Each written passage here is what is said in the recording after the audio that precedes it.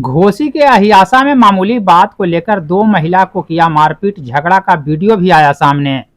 दरअसल घोसी थाना क्षेत्र के अहियासा गांव में गांव के ही कुछ लोगों ने बुधवार को 11 बजे दो महिला को मार पीट कर घायल कर दिया।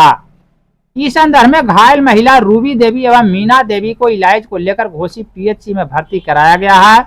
घटना की सूचना पुलिस को दी गई है। मारपीट की घटना का वीडियो भी सामने आया है, जिसमें कुछ लोग महिला के तरफ लाठी डंडे लेकर लपकते नजर आ रहा है। इस मामले में पुलिस पीड़ित के शिकायत के आलोक में मामले की जांच में जुटी है। घटना के संदर्भ में थाना अध्यक्ष शैलेश कुमार ने बताया कि पुलिस पीड़ित के आवेदन के आधार पर आगे की कार्रवाई कर रही है।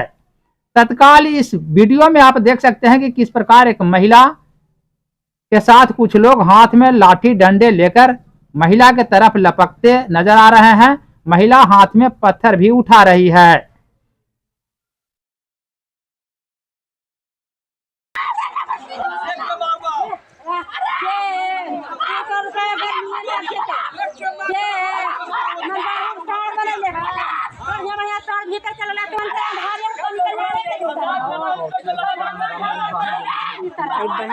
ऐसे सुधारता